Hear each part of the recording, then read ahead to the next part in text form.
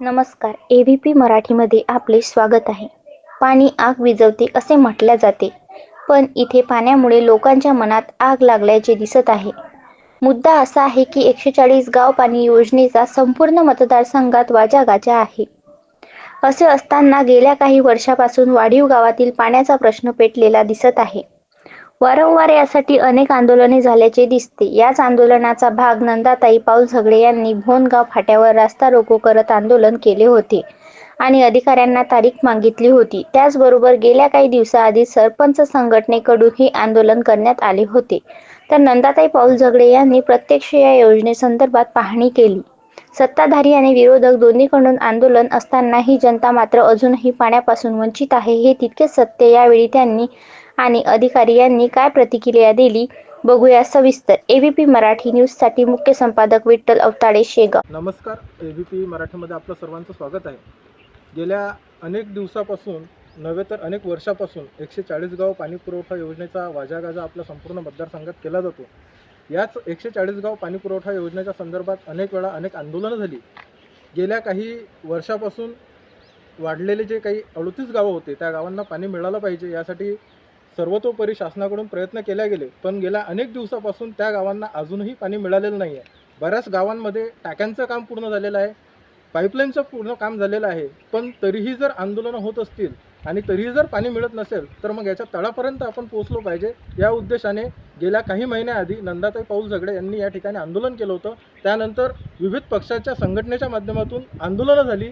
त्याचसोबत गेल्या काही दिवसाआधी सरपंच संघटनेकडून सुद्धा या ठिकाणी आंदोलन करण्यात आलं, पण मूळ प्रश्न तसाच राहिला की नेते हजारो झाले, संघटना हजारो झाल्या, कुणा म्हणावे आपले चेहरे हजारो झाले, तू पाहिलेली स्वप्न पूर्ण झाली तर काय रे बाबा, तुझ्या मताची माणसं मेली तर काय रे बाबा, तुझ्या मताची माणसं मेली तर काय रे. या वामनदादा कर्डकांच्या ओळीप्रमाणे अजूनही त्या गावांमध्ये पाणी पोचलं नाही आणि याच्या तळापर्यंत जाण्यासाठी आज नंदाताई पाऊल झगडे स्वतः वारीच्या डॅमवरती पोहोचल्या आणि अधिकाऱ्यांच्या समवेत संपूर्ण प्रकल्पाची पाहणी केली आणि अधिकाऱ्यांनी सुद्धा या ठिकाणी येऊन संपूर्ण लोकांची दिशाभूल न होता त्यांना योग्य मार्गदर्शन मिळावं यासाठी त्यांनी सुद्धा या ठिकाणी आपल्याला प्रतिक्रिया दिली. तर जाणून घेऊ आपण नंदाताई पाऊल झगडे या ठिकाणी काय म्हणाल्या आणि अधिकारी आपल्यासोबत काय बोलले.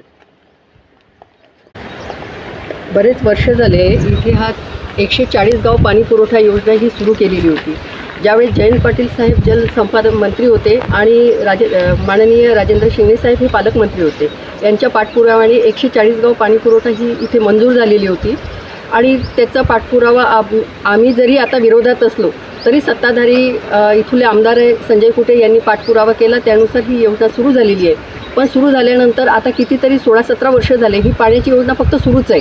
गावामध्ये टाक्या झाल्या, पाईपलाईन आलेली आहे, तरी पण या लोकांचं जे सामान्य नागरिक आहे त्यांच्यापर्यंत हे पाणी पोचलेलं नाही आहे. त्यासाठी आम्ही वारंवार आंदोलनं केली, रस्त्यावर उतरलो, रस्ता रोको केलं असेल, सर्व गोष्टी आम्ही करून बघितल्या, तरीसुद्धा इथे पाणी पोचलेलं, आमच्या गावांमध्ये पाणी पोचलेलंच नाही आहे. आणि पाणी पोचलं नाही म्हणून आता आंदोलनं करून त्याच्यावर मार्ग निघणार नाही, पण सविस्तर त्याची माहिती घेऊन काय अडचणी आहेत आपण अधिकाऱ्यांशी जाणून घेऊन या उद्देशानेच आज आम्ही इथे आलेलो आहोत. आणि त्यांच्या अडचणी जाणून घेतल्यानंतर शासनाने फक्त घोषणा केलेल्या आहे, खूप मोठे डॅम दिले असतील, पाणीपुरवठा दिला असतील, रस्त्यांचे कामं केलेले असतील, पण तिथे निधी अभावी ह्या योजना पूर्ण होत नाही आहे हे इथे आल्यानंतर प्रत्यक्षाने आम्हाला जाणवलं.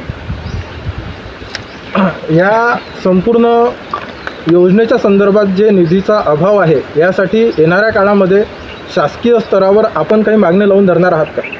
सर, आम्ही नेहमीच मागणी करतच असतो आणि आंदोलनाच्या माध्यमातून असं अधिकाऱ्यांना भेट म्हणजे त्यांच्या मार्गदर्शनामध्ये त्यांना कुठं अडचणी येत असेल या शासनाच्या जे पदाधिकारी आहे, आता जे सत्तेमध्ये आहे, पालकमंत्री असतील, यांच्यासोबत सुद्धा आम्ही ह्या विषयावर चर्चा करणार आहोत. धन्यवाद ताई. आपण नेहमीच सर्वसामान्य लोकांच्या भावना जाणून त्यांच्यासाठी कार्य करत असता आणि शासकीय स्तरावर सुद्धा आपण ज्या कमी आहेत त्या पूर्ण करण्यासाठी या ठिकाणी प्रयत्न करणार आहात.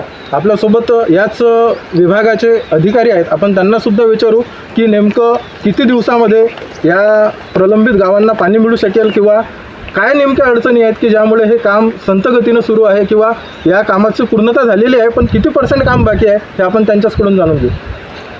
नमस्कार, मी प्रवीण मंडळ आहे, पुराणिक ब्रदर्स नागपूर. आम्ही प्रोजेक्ट मॅनेजमेंट कन्सल्टंट म्हणून काम करतो या योजनांवर सर्व महाराष्ट्र जीवन प्राधिकरणाकडून.